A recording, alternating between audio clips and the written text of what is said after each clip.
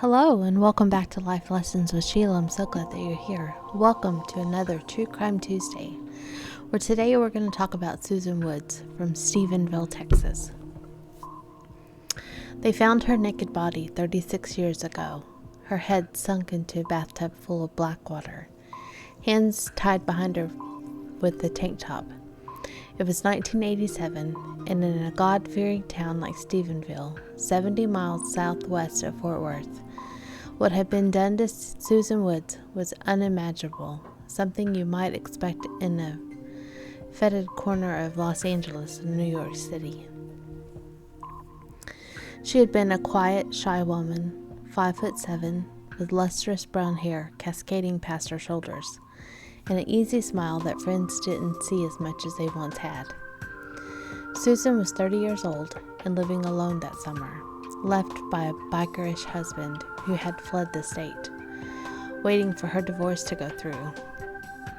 She was a local girl, a little lonely, a little sad, trying hard to pull her life back in order.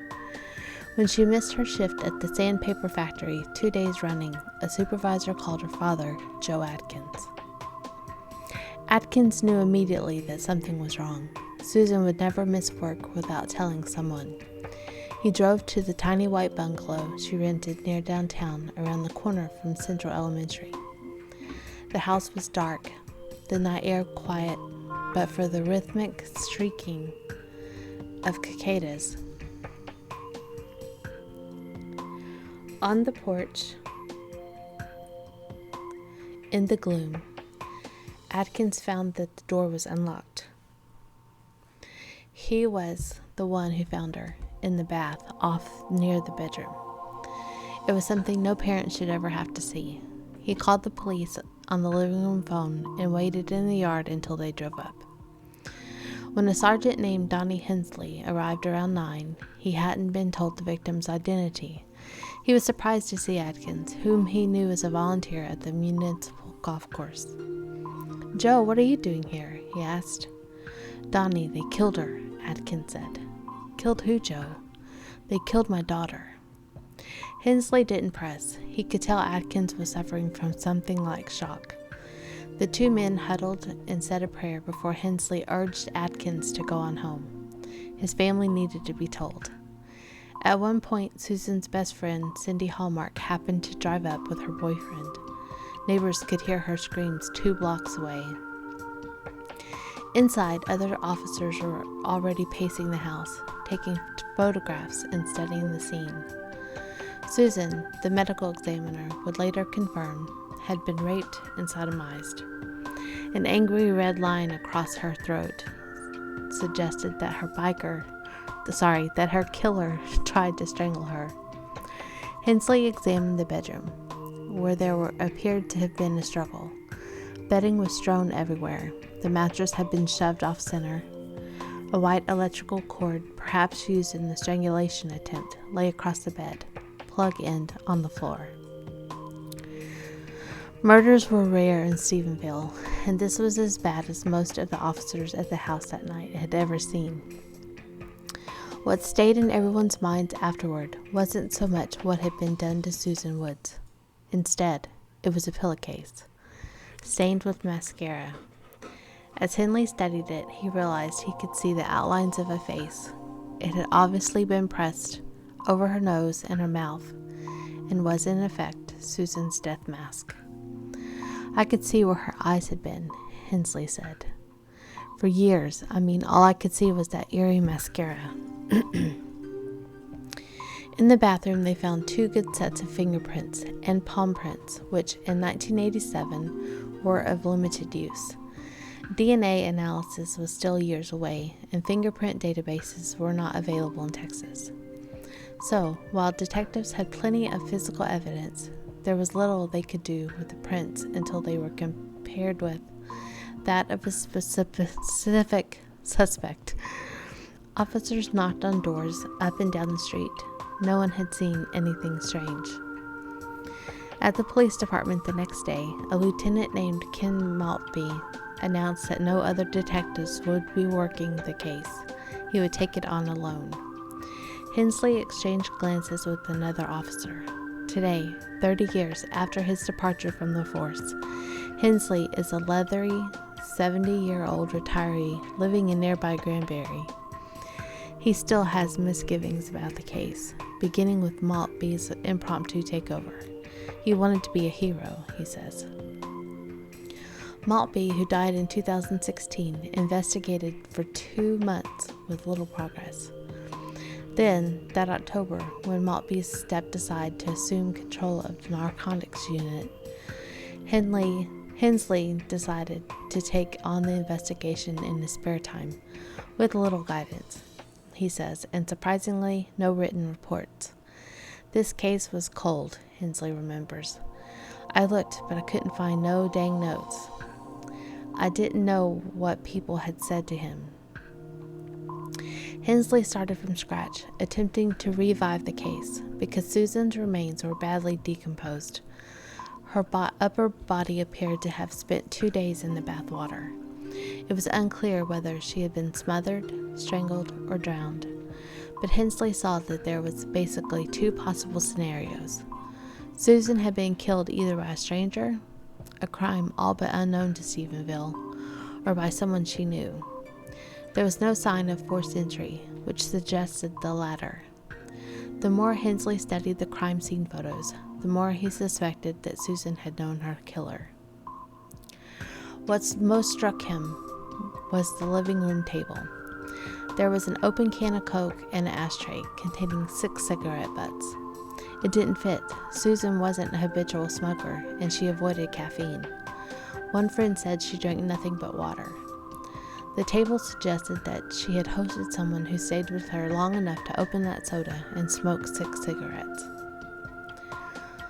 Once Hensley began interviewing Susan's friends and family, he realized there weren't many people she would have invited into her home. Her social circle had shrunk over the years, a process that accelerated after her husband left. He had taken their car, an old yellow Mustang, and for months she had worked 6 days a week to save money to buy a replacement. She spent Sundays, her day off, mostly doing laundry and buying groceries. She had only a handful of girlfriends and little time for dating. But there was one thing. According to notes still in the case files, a friend from work named Deborah Hardy told of a troubling call from Susan a few weeks before her death. She was real upset, she said. "Debbie, I've got to talk to somebody," and I went down there, and she was crying, Hardy said to investigators. She had some dark marks on her neck, hickey-looking marks, and she said she didn't know how or why she let it happen. She was afraid that what everyone else would think. Susan wouldn't say much more, even about who had done it. Her best friend Cindy filled in the blanks. The hickeys were the work of a bartender in Granbury, J.C. Bowman, whom she had seen a few times. I said, "What happened?" Cindy told the police, and she said J.C. had gotten a little fresh and a little carried away. Hensley drove to Granbury to see J.C., who admitted to the affair. After meeting Susan, when she and some work friends had come to his bar, J.C. had cuddled with her on the couch for a few nights before they had sex, just the once. Susan ended it after the hickeys. J.C. seemed like a sweet guy in Hensley's estimation, and he passed a polygraph test. His prints didn't match any found in the house. Hensley's next suspect was Cindy's boyfriend and later husband, Roy Hayes. Was just a hunch. Roy was a big, gentle young man who often helped Susan around the house, at one point nailing the window shut when she worried about her safety. His fingerprints, unsurprisingly, were all over the home, but he also played Dungeons and Dragons, which in those days, at least in a place like Stephenville, carried a whiff of Satanism. Hensley interviewed him and found nothing suspicious, but asked him to take a polygraph test just to make sure. They administered it at the Texas Rangers office in Waco. Donnie meets me right at the door as I come out, and he says, "Roy, you failed. You might as well confess," Roy recalls. And I'm like, "There's no way. I didn't have anything to do with this," Hensley says. "There's no way this is wrong. You did it." Then the polygraph technician emerged and announced that actually he had passed. He was cleared. By Christmas, 5 months after the murder, Hensley could see he was getting nowhere, which more than a few people in town told him was just plain stupid, because everyone in Stephenville knew who did it. In those days, Stephenville was a sleepy town of 13,000 or so, conservative and insular. Dairies sprawled across the surrounding countryside. The smell of manure hung in the air some evenings. A fiberglass statue of dairy cow, dubbed Moolah, dominated the town square beside the courthouse.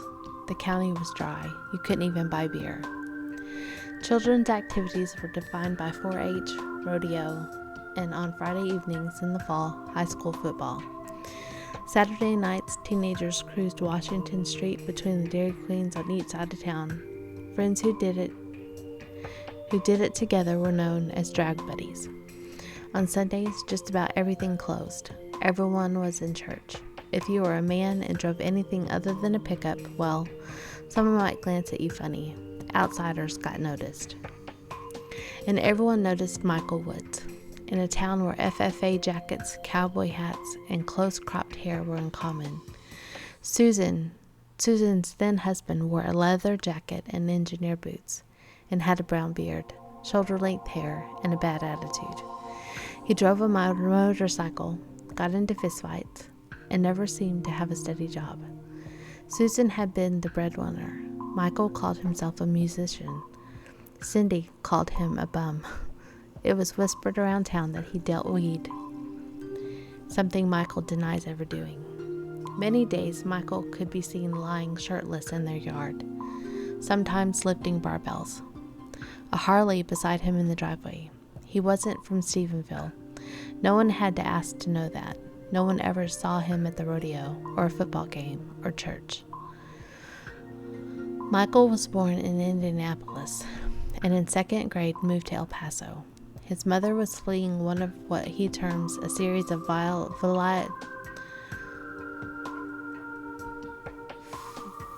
marriages and relationships.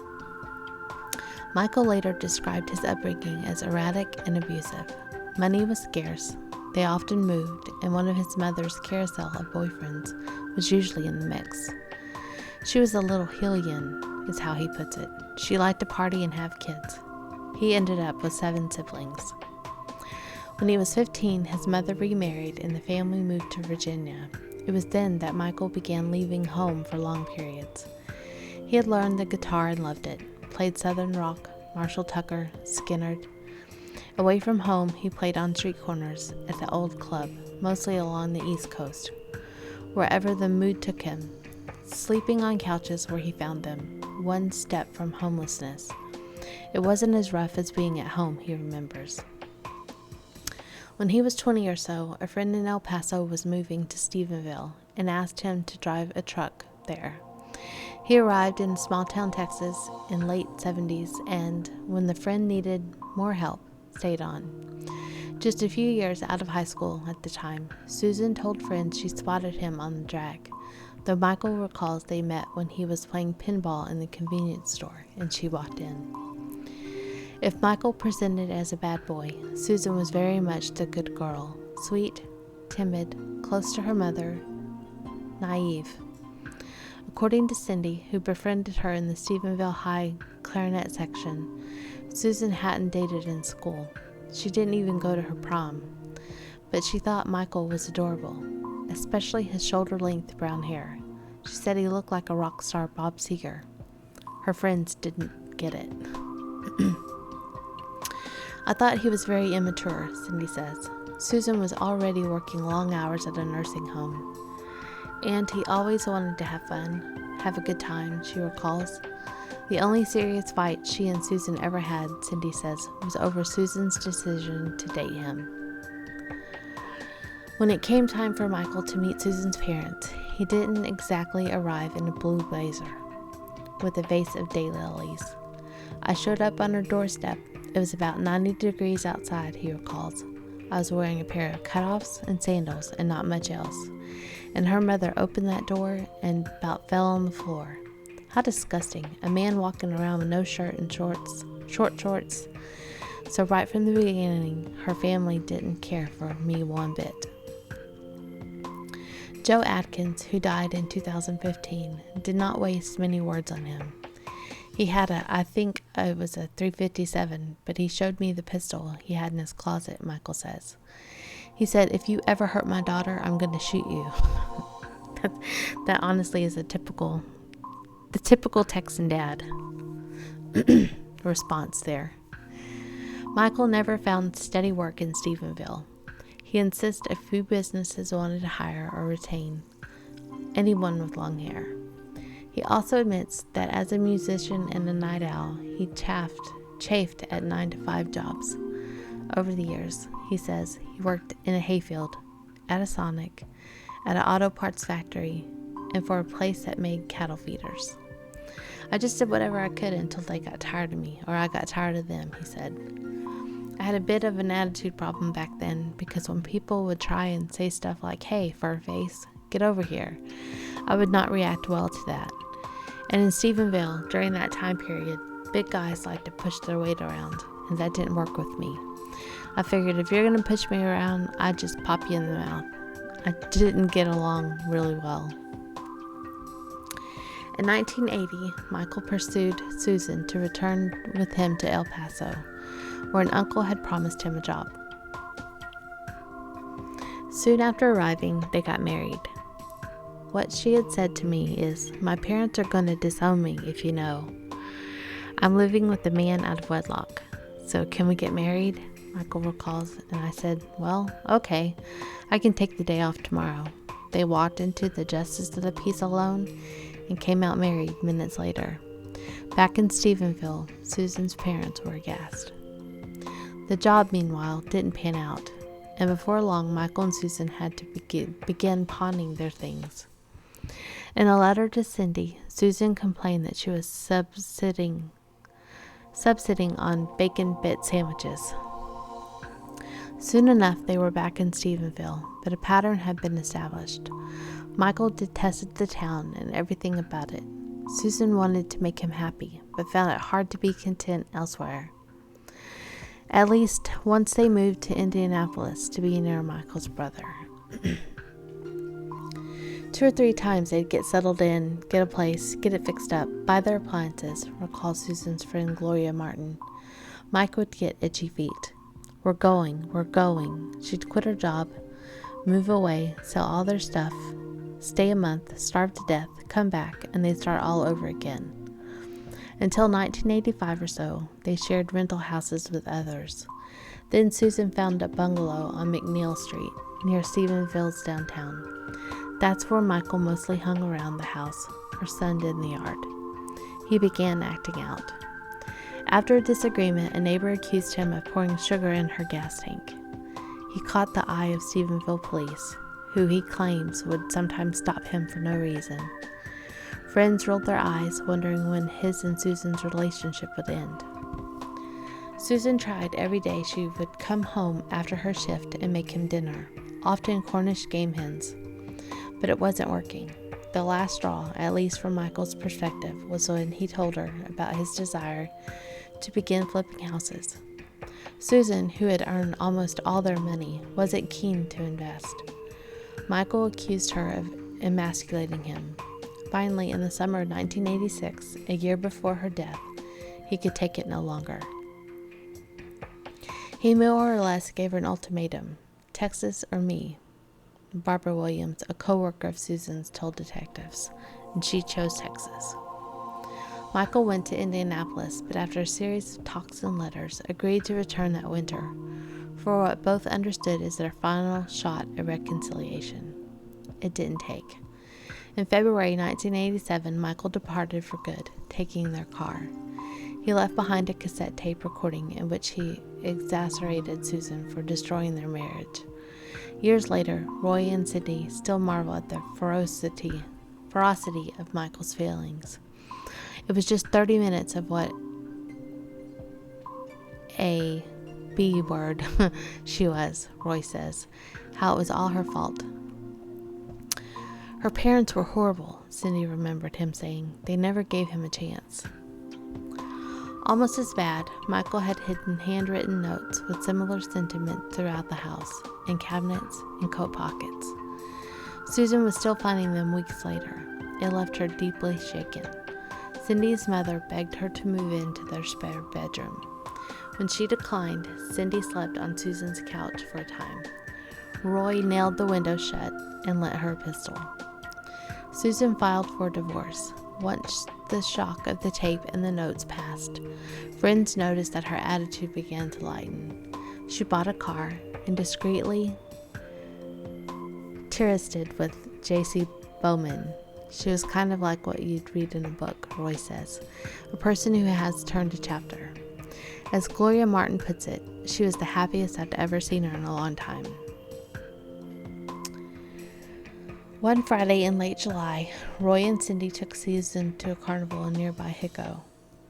Afterward, they went to Dairy Queen and ordered a hot fudge sundae. When they were done, Susan ordered a second one, something Cindy had never once seen her do. She was happy-go-lucky, Cindy says. 4 nights later, Susan was found dead. Susan's father, Joe Atkins, disappeared into Ken Maltby's office almost every day in those first weeks, arguing that Michael was behind his daughter's murder. It was hard to find anyone who disagreed. Transcriptions of several of Henley's interviews still sit in the district attorney's files, and in every one, Hensley asked who could have done this. In almost every case, there is a version of the same reply: Michael Woods. Duh. Everything goes back to Michael Woods, Hensley recalls. And every time I talked to Joe, it was just, no, Michael did it. After leaving Texas for Indiana, Michael lived quietly, sleeping in a tent he pitched inside a dilapidated house his brother had bought for a song. They spent every available hour remodeling it, eventually carving out 4 apartments, one of which Michael took. One day, he was standing outside when a pair of Indianapolis police officers drove up. He and his brother had been arguing with neighbors about a parking situation, and Michael agreed to go to the station house, believing that it was necessary to deal with another complaint. Once there, though, detectives began asking about his life in Texas, about Susan, about whether he had gone back. Just off-the-wall questions that didn't make any sense to me, he remembers. And then they stopped and said, "Well, you're lying. We know you killed her. She's dead. You killed her." That was how Michael learned of Susan's murder, he says. He rushed to the bathroom and vomited. Afterward, the grilling continued. They just said, "Well, you did it. We know you did it. We'll get you a mental hospital if you just admit to it," he recalls. And I'm like, dudes, I have nothing to do with this. When they asked him to sign a statement, Michael refused, demanded a lawyer, and left. He hadn't even begun to process his feelings when within days the harassment started, he says. Cops started acting in Indianapolis the way he'd been acting in Stephenville. Just pull over and talk to me for no reason. I got arrested a couple times for being drunk in public when I hadn't even been drinking. They just let me go in the morning and say, "Oh, no, you're fine. There's no court. There's nothing." They just arrest me and throw me in the cell with a bunch of rough dudes, let me out the next morning. He vividly remembers the 2 officers who came from Texas, the initial investigator, Ken Maltby, and a Texas Ranger. Michael was standing in his yard, so they pulled up and told me, "Get in the car. We're going to the airport," he recalls. Michael had begun carrying a gun, fearing just this kind of thing. When he declined to get in the car, they insisted, and he claims he drew back his shirt to reveal the .357 Magnum jammed into his belt. I said, "Nope, we can have a gun battle right here. Go for it. See if you can clear leather." That's an old Texas term. A Stephenville cop with direct knowledge of the case tells me he doubts that this happened, but Michael maintains that it did. After the harassment in Stephenville, Michael was wary of Texas police, but he says this incident cemented a growing hostility. His lawyer advised against any cooperation, he says, to the point that Michael withheld potentially exculpatory information. Michael would eventually elicit a dozen statements from people who swore they had seen him in Indianapolis at around the time Susan was killed. The lawyer advised him to also keep these from police for the moment. If they were shared, he warned the Texas cops would no doubt try to undermine the accounts. What frustrated the Stephenville police most was their inability to secure Michael's fingerprints. Had the visiting Texans tried a gentler approach, they might have left with them. Court records confirmed that Michael would have had no problem handing them over, as long as it occurred in Indiana. I volunteered to get them blood samples, hair samples, fingerprints, he recalls. They insisted it be done in Texas, where the cops have full reign. I felt like if I went to Texas, I'd for sure get shot and police would claim it was an escape attempt. Hensley badly needed those prints.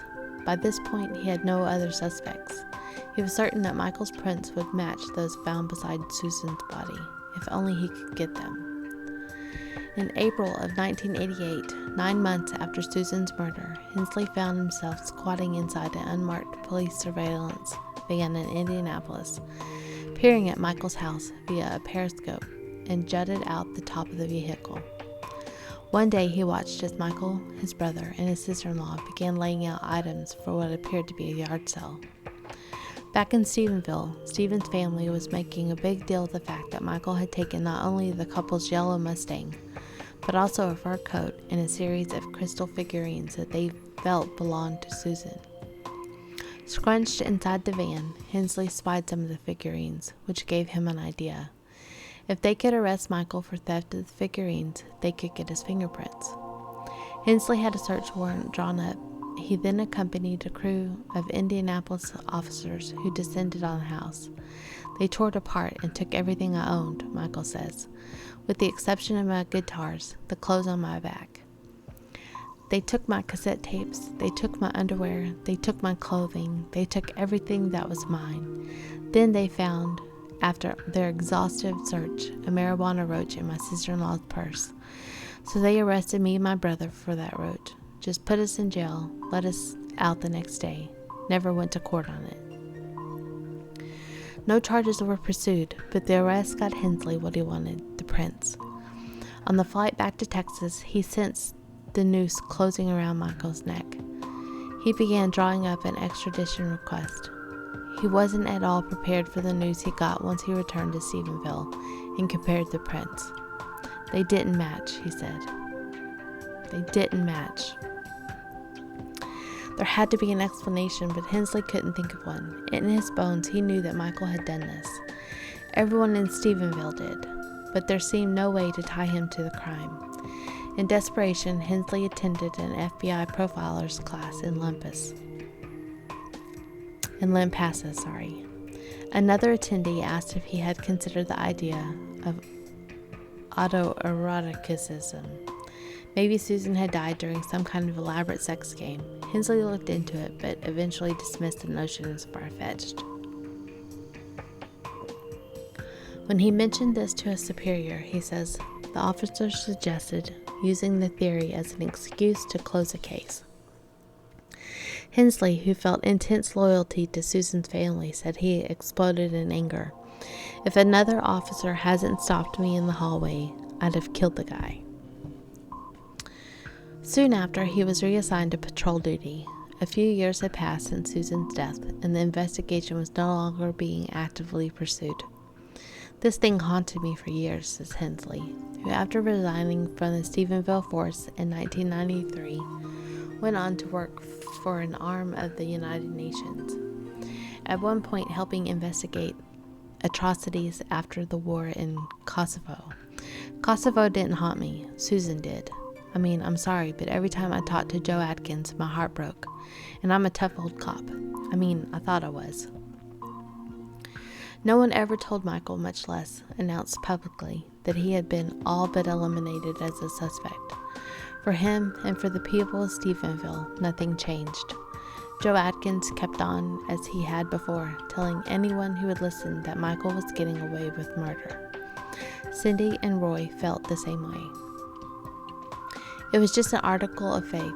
For years, Michael Woods was a murderer. and the police department had somehow let him go. Eventually, the Atkinses took things into their own hands. Susan had a life insurance policy, and Michael was due a death benefit of $11,000 or so. In 1989, 2 years after Susan's death, the family sued, claiming that Michael was responsible. He refused to return for the trial. The judge not only awarded the family the $11,000, but he hit Michael with an additional judgment of mind-boggling $700,000. Michael was told that as long as he stayed out of Texas, it could never be collected. In Indianapolis, Michael sank into a funk, and it wasn't just his paranoia almost every morning that this would be the day Texas police finally came for him. The fact is, he had never taken the prospect of divorce seriously. He still loved Susan. He felt certain that she still loved him. She'd probably date a couple cowboys and remember why she loves me, he recalls thinking. So I thought we were going to get back together. It was impossible to find a single person in Stephenville that didn't believe that Michael Woods was guilty of murder. One of Hensley's closest friends, a Stephenville officer named Don Miller, recalls. At first, he tried to move on. He installed home burglar alarms and took a few courses at a technical college, but his heart wasn't in it. Slowly, he realized that nothing would ever be the same. What he wanted most was to be a musician, but his lawyer warned that if he traveled outside of Indiana, his risk of arrest multiplied. Instead, he and his brother limited themselves to local gigs, mostly small clubs and private parties. Billed as the Hamilton brothers, named for their birth father, they'd split the $35 they made for each gig. The money never went far. It only got worse when Indianapolis paper ran an article about the case. After that, Michael says, I had people come to stage and say, aren't you the guy that killed his wife? Kind of puts a damper on the rest of your evening when they do that. Over time, his funk deepened into depression.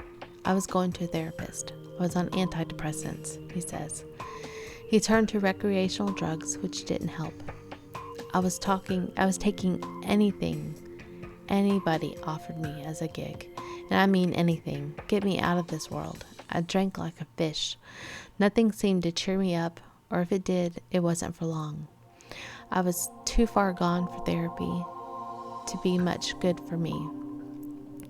They said that I had an identity crisis and needed to learn how to be without my wife, which at the time, I wasn't me without her, because I always figured we'd be back together. He prepared relentlessly for the life in prison he expected. I'm a small guy, he says, so I started working out like a madman. Years went by and never got much better. Susan's birthday was in April, and every spring Michael's mood would darken, growing worse as the summer dawned, then peaking around the anniversary of her death in July. He worked construction and trained himself to be a carpenter. He dated some, but never found anyone he adored as he had Susan. By 2000 or so, he felt everything slipping. Music wasn't the thing that he always loved most. He stopped practicing as much. He stopped writing songs. At his lowest point, Michael says he attempted suicide. I took a whole bottle of tranquilizers and figured I'll just go to sleep and not wake up. But what I did was I slept for 3 days and I woke up and I was still depressed. Finally, in the summer of 2005 came a turning point. He was performing out alongside his brother at a birthday party. The 18th anniversary of Susan's death was imminent. I got finished playing, he recalls, and I left the stage. And I went around behind the house and I broke down and I was crying. The host, an acquaintance of his named Barbara Gary, followed and asked why. He told her about the murder, explained that it remained unsolved, and he said everyone in Stephenville blamed him for it. Gary thought this was terrible. She decided to try and help. Soon after, she sent an email to Stephenville Police Department. By the early aughts, Stephenville had a backlog of 3 unsolved murders, including Susan's, and Donnie Hensley's pal Don Miller was asked to look into them. Bald and garrulous, Miller thought Susan's case was the most promising of the 3, but he initially saw little he could do with it. DNA testing was now available, so he had sent the 6 cigarette butts found in Susan's living room in for testing. But the results had come back unidentified male, which was little help without a suspect's DNA to compare it with. He was working one of the other cases in July 2005 when he heard about Barbara Gary's email.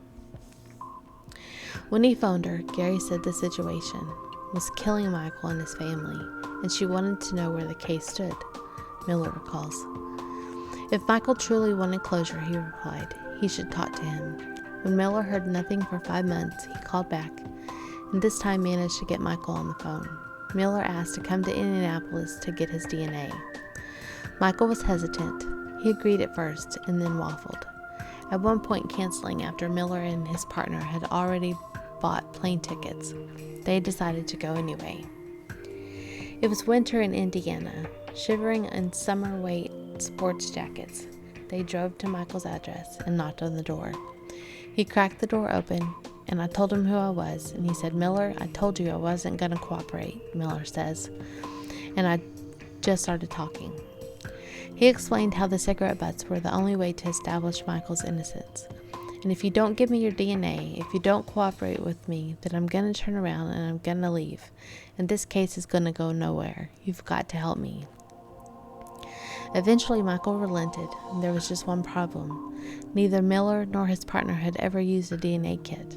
They read the instructions right there on the front porch and managed to get it done. Unlike Hensley and everyone else he talked to in Stephenville, Miller wasn't wedded to the idea that Michael was the murderer. In fact, given that his fingerprints hadn't been at the scene, he was confident he could clear him. "I know that DNA is not going to match that cigarette butts. I know that for a fact," he says. But he needed to clear him anyway, because if and when he found another suspect, whoever it was might claim that Susan's death had been an accident during risky sex. He needed someone who could testify that she had no history of such behavior, and Michael was the only one. Miller returned to Texas, sent in the samples, and as expected, they did not match. So I called and said, "Michael, you are 100% cleared from the case. Your fingerprints don't match. The DNA does not match. You are no longer a suspect." Michael began to cry. Then he said thank you, and he hung up. Clearing Michael was great for Michael, not so great for Miller. He was now out of suspects. His only hope was prints lifted from Susan's bathroom mirror and tub. In 1999, the FBI had unveiled an electronic national fingerprint database. The department could submit unidentified original prints and have them compared against thousands of others. But Miller's request to take the prints to Washington was denied. He felt he couldn't risk mailing them. Then he heard that the Texas Department of Public Safety had gained access to the FBI database. In May 2006, not really expecting this newfangled technology would produce any kind of breakthrough, Miller drove to Austin and handed the prints to a DPS officer. A few days later, the officer called back. "Hey, we got to match those prints," he said. "Who'd they come back to?" Miller asked. "Joseph Scott Hatley." "Never heard of him." The officer had no details, only that Hatley had been arrested in 1988 for a robbery in Nevada. He called the Erith County prosecutor, Don Terrell. "Do we know a Joseph Scott Hatley?" he asked. "Yeah," Terrell said. "Local kid. Raped a girl. Grand jury declined to indict." He went on. "I'll get the file for you." When Miller read the file, he was floored. The rape of a 16-year-old girl in 1988, a year after Susan's murder, sounded especially brutal. Hatley, he saw, came from a well-known Stephenville family. His late father, Levi, had operated a Texaco station in town, then a wholesale ice business, and later a diesel repair shop. His mother, a woman named Sheila, was a homemaker. Hatley was the youngest of 3 children. On the face of it, the family lived a standard small-town Texas life. The Hatleys were hardworking, had doting grandparents, and attended church every Sunday. Hatley's mother and sister still lived in Stephenville. At a glance, there was nothing tying him to Susan Woods, but Miller kept scanning the gruesome details on the yellowing report on the rape. The attack had happened in a roadside park south of town. At one point, after the girl had already been raped, she got up and ran, Hatley said, chased and caught her. He laid on top of me and told me if I didn't mind him, he would kill me, the girl recalled. The next words stopped Don Miller cold. Hatley told her he'd done it before. Miller stared. Some bitch, he did it. 15 years later, on December 9th, 2021, Hatley was found dead in an RV where he had been living alone outside of Abilene. He was 56 and had been diagnosed with cancer. Not long after, Miller, who had just retired, took an odd call from Stephenville police officer. A man who had purchased the RV had found a cache of papers inside. The man, the officer said, was freaking out and wanted to be rid of it all. Once he retrieved the cache, Miller saw that much of it was a kind of autobiography. Nearly 200 pages, handwritten in neat block letters. It appeared to be Hatley's earnest attempt to solve the mystery of his life, to understand why it had veered off so wildly off course. He paints a portrait of a small-town Texas boy who built a secret life inside the bosom of family and church, and tells how everything came apart once he ventured beyond Stephenville. It also answered a vexing question: how had Hatley gotten away with not just one vicious crime, but two? Scott Hatley, Scotty to those close friends and family, was born in 1965. He makes clear that from an early age, he was consumed by a burning anger he couldn't fully explain. He claims that his mother was abusive and regularly slapped him, accusations that she would deny. In Hatley's telling, the abuse enraged him, though he kept it inside. Bullying may have played a role. Like his beloved sister Regina, who was 3 years older, Hatley was a heavy child, and both kids were teased about their weight. The first serious anger he recalls came upon hearing his sister crying in bed one night after a teasing episode. By the age of 8, he had started to fantasize about getting revenge against those who had hurt him or his sister. An inquisitive child, prone to daydreaming, Hatley found much of his life perplexing. Questions about sex, which his parents refused to discuss, confounded him, even as news stories of sexual violence stirred in him feelings he couldn't explain. The family was religious, sometimes debating scripture at the dinner table. To Hatley, God and Satan were tangible things who could influence lives. He recalls sitting in the front pew at church, straining for understanding that never came. At around 12, when his favorite choir leader was fired, he quit the church in disgust. What may have seemed like a healthy and happy upbringing from the outside, he writes, was in fact plagued by confusion and violent musings. At one point, his anger crystallized into what he says became his favorite daydream, an intricate plot years before mass shootings became a national scourge, to barge into his school and kill everyone in sight. Little of this was apparent to those around him. Growing up in the 70s as a blonde preteen with bowl haircut, Hatley played baseball, basketball, and football, worshipped the Dallas Cowboys, Roger Staubach, and was a Cub Scout. His sister's friend Gloria Martin recalls him as a beaver cleaver type, just a nerdy little guy, kind of chubby, and didn't look like he was particularly popular in school. In fact, as a teenager, Hatley developed multiple sides to his identity. At Stephenville High, he was quiet, uninvolved with girls or sports, arranging his classes so he could leave early to help his father at work. Among family, he could be outspoken, even pushy, says Cindy Hayes, who was his first cousin. Their mothers were sisters, and the two families spent Thanksgiving and Christmases together. Cindy always felt Scott was a bully in the family. Roy Hayes, who knew Hatley since kindergarten, told me he often talked down to their family members like they were slow, kidded them about being dumb and voting Democrat. He often would pick on siblings and cousins as he got bigger, knowing his mom would not let family stand up to the baby, he adds. He thought he was smarter than everybody. Roy was one of the few who seemed to sense Hadley's dark side. When Cindy urged him to bond with her cousin over a shared love of books, Roy was put off by Hadley's preoccupation with true crime, especially stories of serial killers such as the son of Sam. Even back then, he was drawn to darker stuff, Roy says.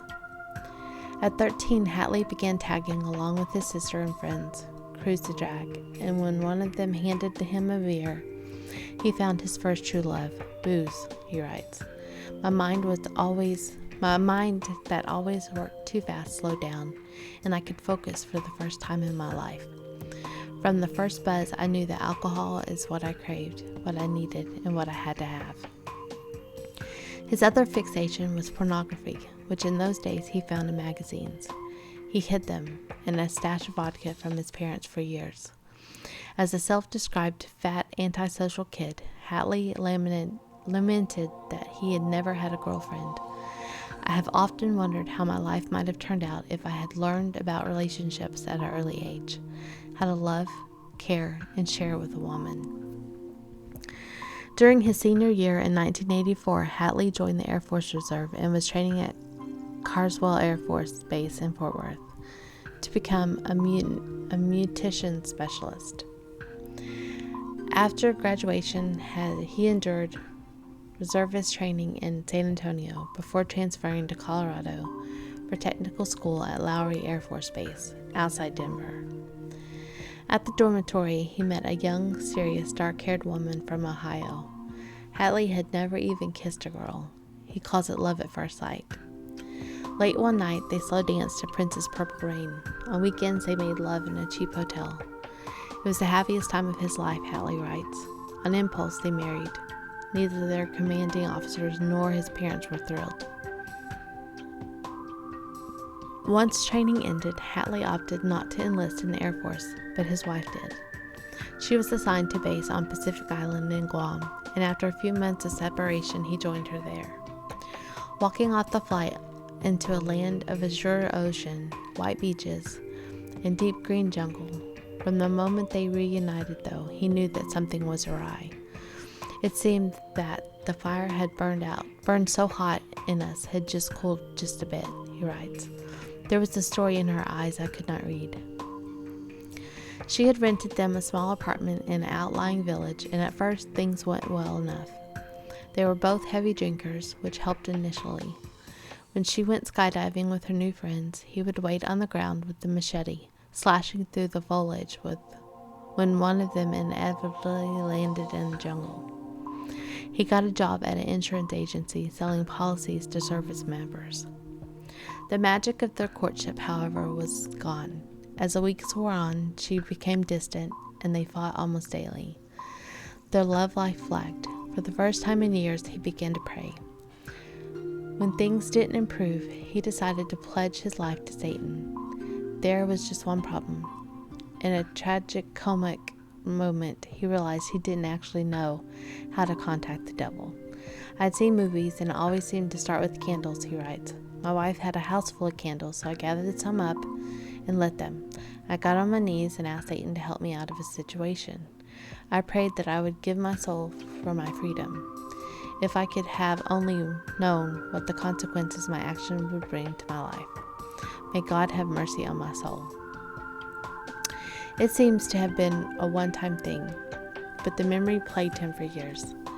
In his manuscript, Hadley returns to the incident again and again, wondering if his impromptu plea to Satan explained the things he would later do. He drank more in a vain effort to forget his troubles. This soon took a toll at work. His sales commissions shrank. Whether in need of money or to keep up appearances, he began using an office copy machine to crudely forge company checks.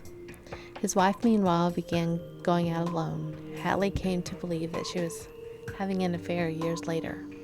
He pinpointed this was the moment his life changed forever, giving him the fuel that I would use to destroy my life.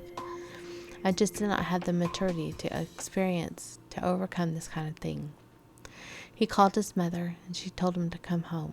He stumbled off the plane, so drunk I could barely walk. Stephenville was exactly the same as he'd left it, but he realized he wasn't. I was broken, he writes. Now 21, Hatley went back to work for his father and eventually rented a small apartment. Making a stab at reinvention, he asked people to call him by his first name, Joseph. But he couldn't put Guam out of his mind. It wasn't just the end of his marriage. When his embezzlement was discovered, his old boss threatened to bring criminal charges unless he repaid what he had stolen. He indicates that he took out a bank loan to do so. When he wasn't at work, he drank, usually vodka, sometimes starting after breakfast. He knew he lost control but didn't care. When he suffered blackouts, he was relieved to depart reality. After he got a cold and took cough syrup, he liked it so much he began mixing it with vodka. V-syrup, he called it. It became his daily tonic. In time, he added a can of Pepsi, mixing it in a 44-ounce foam cup from Sonic, which he would sip during long drives in the brown pickup his parents bought him after graduation. They knew he was drinking, and when he disappeared, they would search for him. He cruised the roads around Stephenville for hours, brooding, cranking up Motley Crue. What social life he had revolved around his sister Regina and her friends, all in their 20s. Many nights he joined Roy and Cindy Hayes and 4 or 5 others to drink and play cards around Regina's circular kitchen table. They began calling themselves members of the Round Table. He took to sleeping with one of them, a married woman, a fleeting affair he dismissed as 2 lonely people trying to feel loved. At the kitchen table, Hatley talked openly about his impending divorce. The others worried about him, but not much. I could tell the drinking was getting more and more, Cindy says. He was heavier, getting heavier every time we saw him. Then on a fateful night in July 1987, a new face appeared at the round table. Cindy's best friend, Susan Woods. Though she was 8 years older than him, Hatley had known Susan and Michael for years. The first marijuana he had bought, he said, he bought for Michael, a claim Michael denies.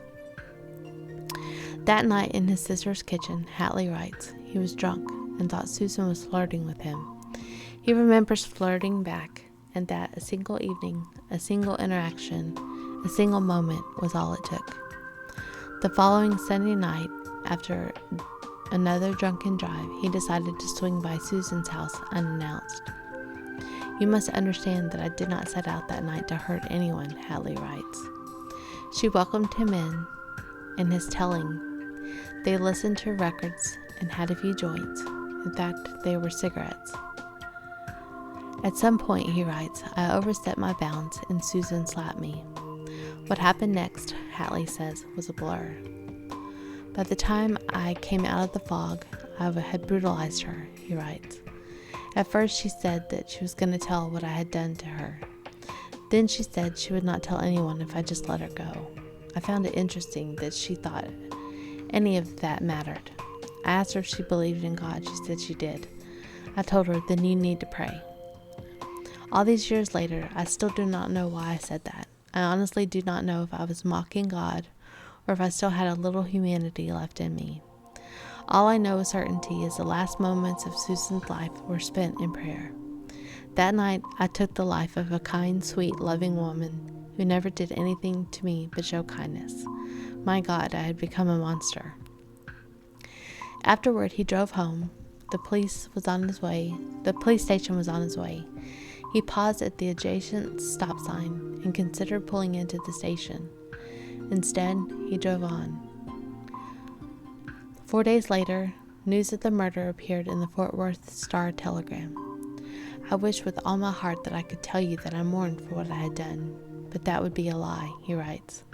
Reading about it in the paper was a high like I'd never had before. He went to the funeral, signed the guest book, noticed the loitering police officers, and felt nothing. When his group gathered in his sister's kitchen for the first of a long series of boozy nights debating who might have killed Susan, Hatley was an enthusiastic participant. He was drinking heavily and making jokes, Roy says. He'd call the cops the Keystone Cops. If you wanted to find a cop, you need to go to the donut shop. Maybe the murderer would wander in there. It's a sentiment that permeates Hatley's manifesto. A basic investigation would have identified me in only a few days, he writes, terming the police hicks and rubes. I could not believe that they never once interviewed me. A week before, Susan was partying with us at the round table. My God, how could they have missed that? Instead, the detectives decided it had to be the ex-husband. They homed in on him and never let up. Yet another one of my victims. Many evenings and every weekend, Hatley hung out at Regina's, drinking vodka and smoking in the backyard deep in the night. He soon noticed a 15-year-old girl who lived next door, Shannon Myers, a rebellious newcomer whose family had recently moved to Stephenville from Arkansas. Shannon spent much of her time partying at Tarleton State University fraternity houses. Her mother had all but given up trying to rein her in. She came and went as she pleased. That summer of 1987, bored and with little to do, Shannon befriended Hatley's cousin Melissa, who babysat Regina's 2 kids. Shannon began hanging out at the house. She vividly remembers her first meeting Hatley, who was 7 years older than she was. He walked in, and we kind of made eye contact, and he just started paying attention to me, she recalls. No one ever took the time to sit down and really talk to me, and I was like, this is nice. They struck up a friendship, just good old porch conversation. I saw more of the sweeter, caring side of Scott than most did. Then one night at Regina's couch, he kissed me, and we just started having the relationship there. The next day, they had sex at Regina's house. They soon fell into routine. Shannon would go out partying most nights, and then after parking her blue Mercury Cougar back home, she would smell the cigarette smoke and hear the clink of ice in glass. Signs that Hatley was in the backyard waiting for her. She would wander over, and they would end up having sex, often in one of Regina's bathrooms. Looking back on it now, he was very controlling, she says. When I'd leave, he'd ask, "Hey, where are you going?" And I would tell him, and it was, "What time are you going to be home?"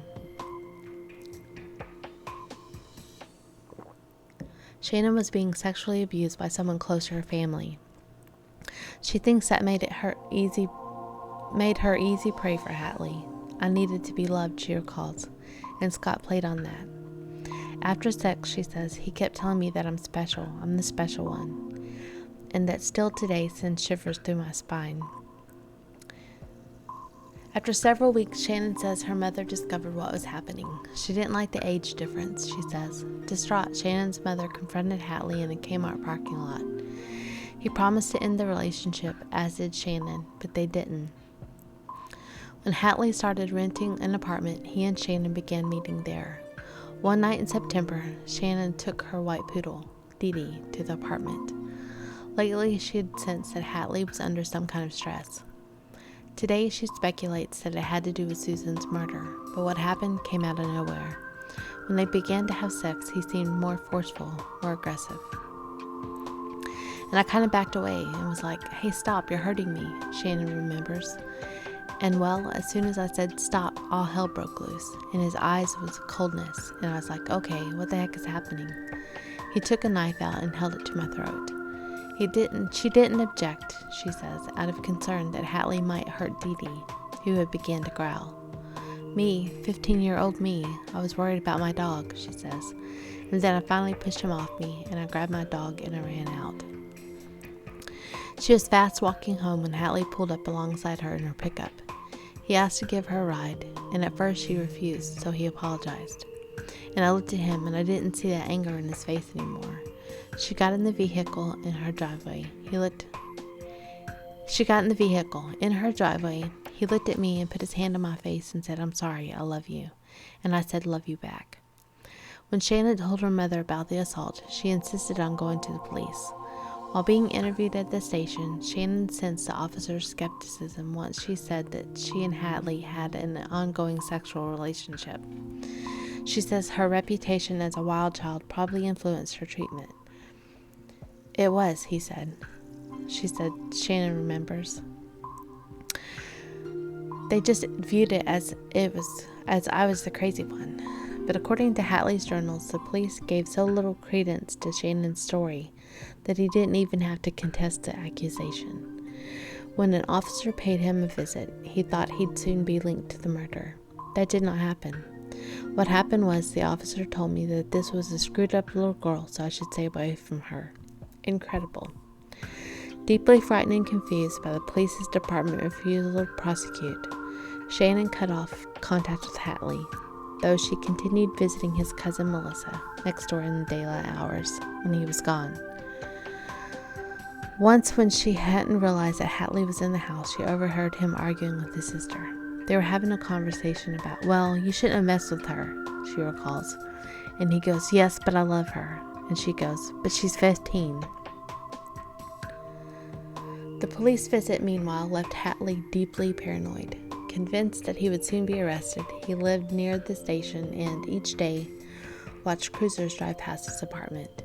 He dreamed of taking Shannon on a cross-country crime spree, a la Bonnie and Clyde, and writes that she was initially receptive. She strongly denies this. According to Shannon, their only communication was a barrage of plaintive phone calls and letters. He basically stalked me. She ignored him. 9 months passed. She tried dating boys her age, but at a difficult breakup, she finally agreed to see Hatley again. It was July 1988, a year after Susan's death. I was over at Regina's house, and he was already there, she recalls. And he goes, hey, can I talk to you? I miss you. And I'm like, oh, I miss you too. Shannon was still uneasy. I didn't really trust him. I feared him a little bit. Sometime later, Hatley called her at home one evening. He kept saying, Shannon, I really want to see you tonight. I need to explain why I did what I did to you. And the 16-year-old me wanted answers. You know, if you love me so much, why did you hurt me? They met at a laundromat parking lot. The moment she climbed into his truck, I immediately knew I made a mistake, she says. We drove off, and he locked the door as he goes. Come over and sit beside me. Just the way he was talking to me was totally different.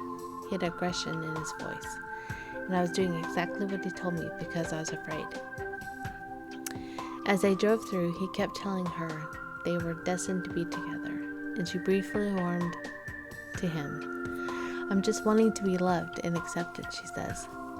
They pulled up to the roadside park south of town, where Hatley parked out of sight on the road. As soon as we got there, everything changed. Shannon goes on. He turned back to that night when he raped me with the knife and looked in his eyes, and everything I knew I was in trouble. He pressed her to have sex, and when she refused, he slapped her. They got out of the truck and sat on a picnic table. He immediately started taking off my clothes, and we ended up having intercourse, and it was brutal. He started hitting me so hard, it knocked me unconscious. After I came to, I felt blood coming out of my ear. He raped her repeatedly, taking breaks to smoke a cigarette and have a drink. Thinking he would kill her and hide her body, Shannon began tossing her things, a hairpin, her bra, the beret she was wearing, hoping the police might find them later. I fought for my life there, she says. I remember going in and out of consciousness, thinking I'm not going to get out of here alive. And there was little bitty spring, because it had rained a few days before, so it was a little muddy. He took me by that water. Scott had a fascination with water and having sex in the bathroom. That's where he wanted to have sex every time at Regina's. He pushed her face into the little spring as he raped her again. Police later surmised that it was the same fantasy he had acted out with Susan. It went on like this for 6 hours. I knew I had to turn the tables on him in order to survive, she says. I knew I had to convince him that I loved him. Eventually, they got back into the cab of the truck, and Shannon sat as far away from him as she could. And he goes, no, I want you over here by me. And that was probably one of the scariest minutes of her life. Does she breathe? I don't breathe. I was scared to make a sound and scared to show my face, because if I showed my face, he's going to see that he did damage to me. If he saw the blood and bruises, realizing the severity of what he'd done, she feared he would know that this time the rape could not be swept under a rug. So I looked down real fast, and he couldn't see the bruises. He couldn't see the swelling, and he was just caressing the side of my face and goes, "Are you okay?" And I'm like, "I'm okay."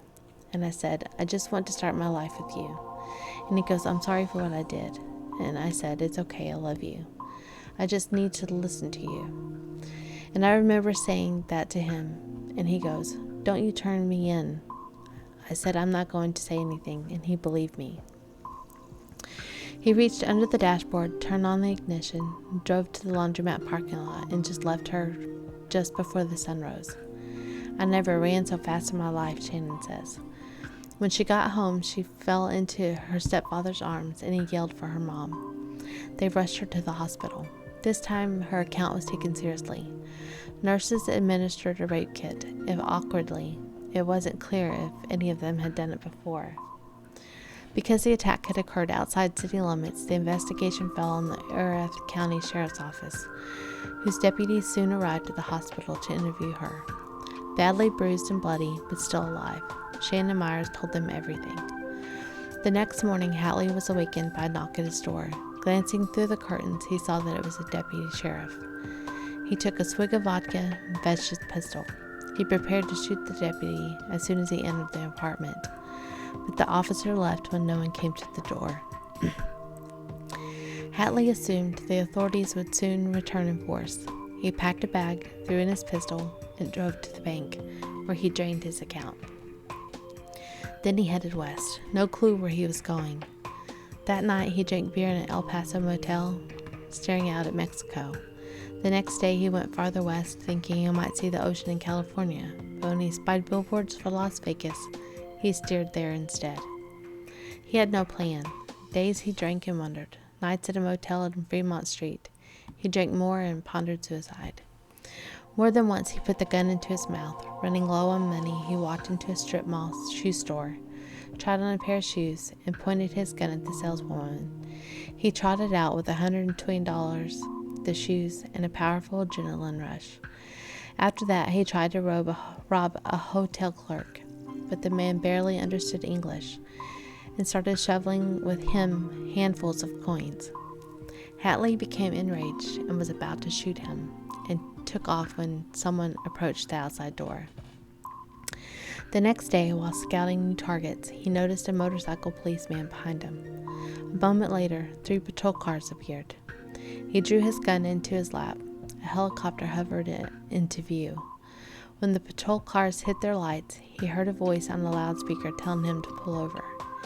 He eased into Denny's parking lot. For a moment, he considered staring at a gunfight. Instead, he crawled out and lay on the pavement and was arrested.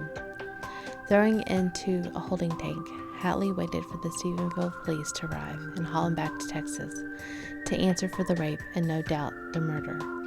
They never came. In a Las Vegas courtroom, Hatley was convicted of 2 counts of armed robbery and faced a 3-year sentence for each. Instead, a judge, noting his age, sentenced Hatley to 120 days in a youth offender program. After he served that brief stint, his parents drove him home. By the time he arrived back in Stephenville, it was becoming clear that his escape west had been a misjudgment. It turned out there was no reason to have fled. A grand jury had already declined to indict him for the rape. His parents had fought in his absence. His mother went to the church and got all the members of the congregation to sign up about what a great boy he was, Roy recalls. According to Don Miller, the Hatleys hired a private investigator who did a hatchet job on Shannon. Miller said that at the time, if you could prove the victim was promiscuous, the charge would likely be dismissed.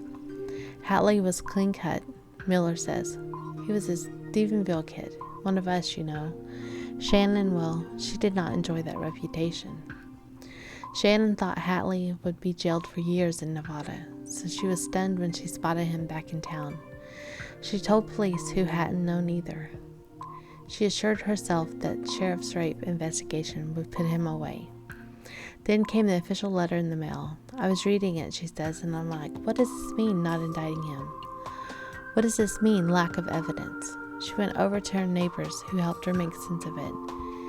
And she's trying to find the words, and she goes, "They should have indicted him. I was confused. I was hurt. I felt like I was raped all over again." Several of those involved in the Stephenville law enforcement community now acknowledge the egregious injustice. There were multiple failings.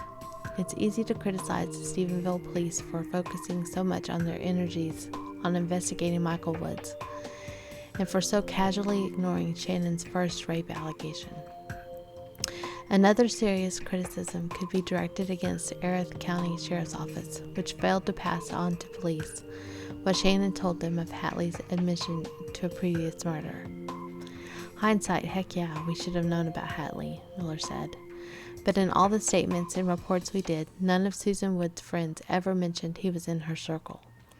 The only red flag would have been if someone in the sheriff's office would have listened to what Shannon was saying, and really listened to her, and correlated over to Susan Woods. But to my knowledge, no one ever knew they had even met. I had no idea, and Donnie didn't either." As for Shannon, she never understood what happened inside the grand jury, whose deliberations were secret. But afterwards, she noticed that Hatley seemed to turn up in places she was visiting, at Regina's, a fraternity party, at the skating rink. "He was following me," she says. "It was almost as if the grand jury decision had emboldened him. After seeing him in the rink, she took a friend with her and drove home. Hatley's truck was already in the driveway next door. I called him out," Shannon says. "I'm like, 'Scott, you need to come out now.' He refused. I'm like, 'Quit being a chicken shit and come out and face me like a man.' I stood up to him that night. We had words out in the front yard, and I told him to stop. I'm like, 'You know what you did to me.'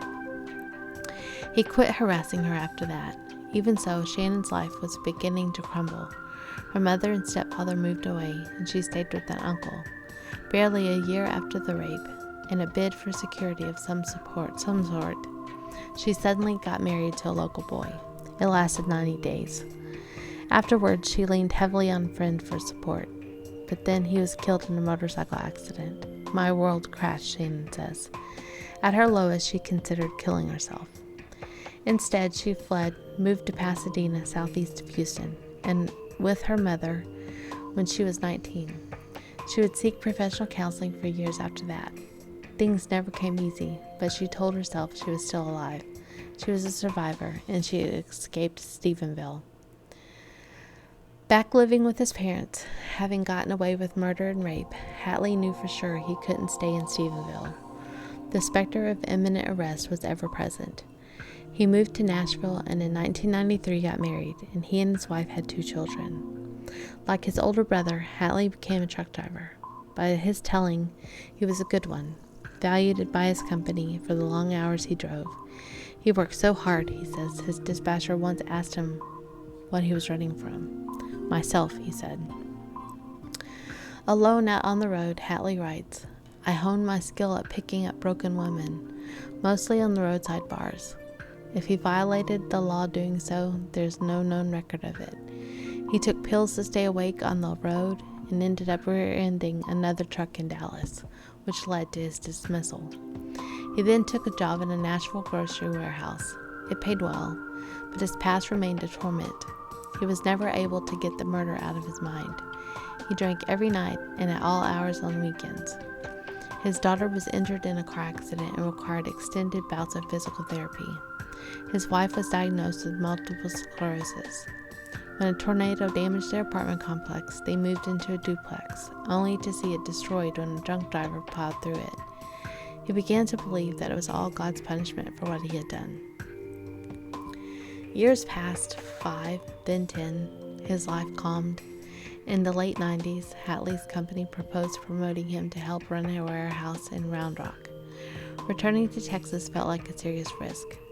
Deep down, I knew it was a mistake, but in the end, my ego and greed won my emotional battle, he writes. They found a nice poolside apartment, but Hatley's drinking was destroying the marriage. He and his wife fought, sometimes violently. She later alleged that he beat her. His schedule didn't help. He worked nights and slept most days. which is what he was doing one morning in 2006 when, after 19 long years, they finally came for him. It was June 6th. As he drove from Stephenville to Round Rock that day, Don Miller turned to his partner and said, "Make no mistake. The day is 6/6 of 06, and we're about to meet the devil himself." A few months earlier, after reading the file on Shannon's rape, Miller had tracked down Hatley in Round Rock. He asked police there to bring him in for questioning. The man who appeared voluntarily in a police interrogation room the next day was 40-year-old warehouse supervisor, nearly 300 pounds, with close cropped dark hair and matching mustache. When Miller told Hatley why they'd come, he seemed blasé, almost bored. Blasé. He comes in and tries to act calm, cool, and collected, nonchalant, which to me is a big red flag, Miller says. Innocent people tend to heatedly deny false allegations. That's not what he did. He just said, "I didn't have anything to do with it. Maybe I might have had sex with her. I don't remember. I don't think so." Miller wasn't seeking a confession and didn't need one. The physical evidence was enough for arrest, and Hatley agreed to provide his DNA. When it matched the material found at the scene, as Miller was confident it would, a conviction would likely follow, so he didn't push. When he asked why Hatley's fingerprints had been found at Susan's, the man shrugged, insisting that members of the round table spent many evenings there. At one point, a Round Rock officer took Miller aside and told him to keep talking. Hatley's wife was considering charges of her own. The next day, Round Rock police re-interviewed him. Just as Miller had anticipated, Hatley now claimed he'd had a kinky affair with Susan, an assertion that Miller knew was a lie. Meanwhile, Hatley's wife went ahead with charges. That night, when Hatley took his family to dinner at IHOP, Round Rock police descended on the restaurant and arrested him on domestic abuse charges.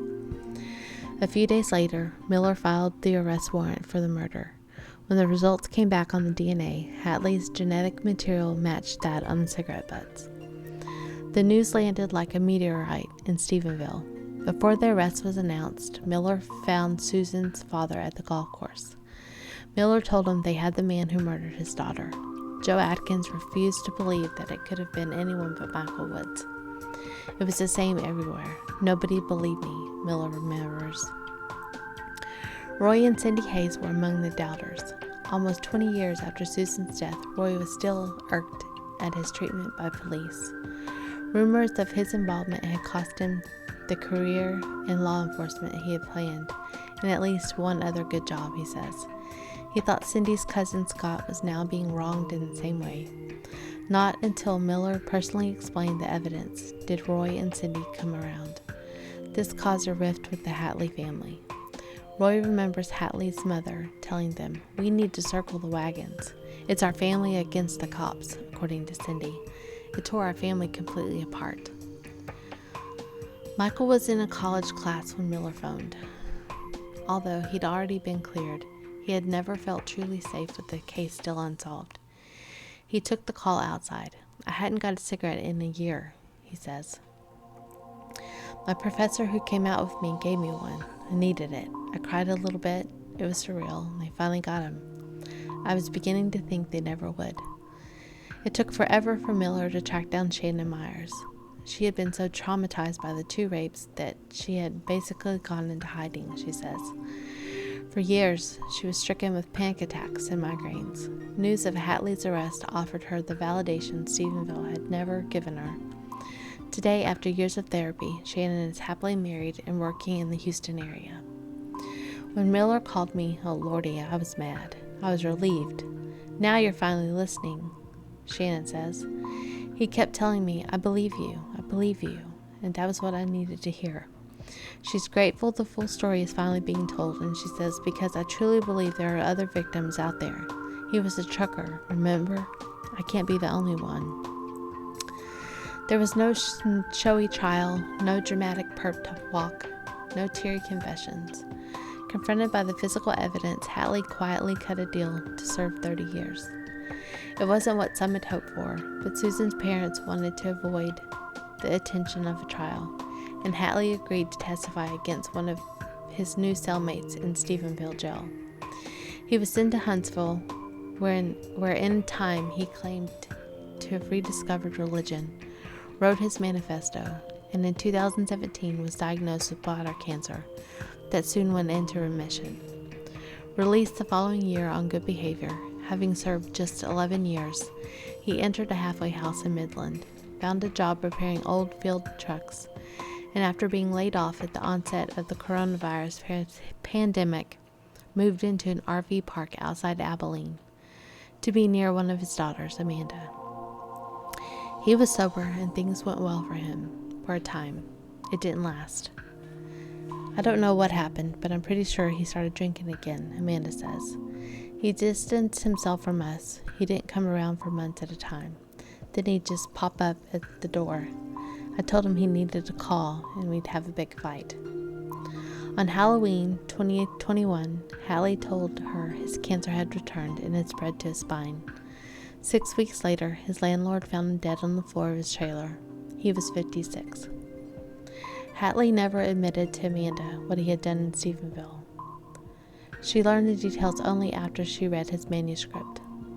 All those things he did, the rape and the violence, he did those same things to my mom, Amanda says, so it didn't surprise me. She pauses to regain her composure. I don't know what to tell you. My dad was just a really bad guy. And that is our story of Susan Woods and how her killer finally was brought to justice. Finally. Thanks to Miller. So for that, I bid you guys a fond farewell. Thanks for hanging out with me for this crazy long story, a twisted story of a twisted individual. We'll see who we figure out next week. Bye.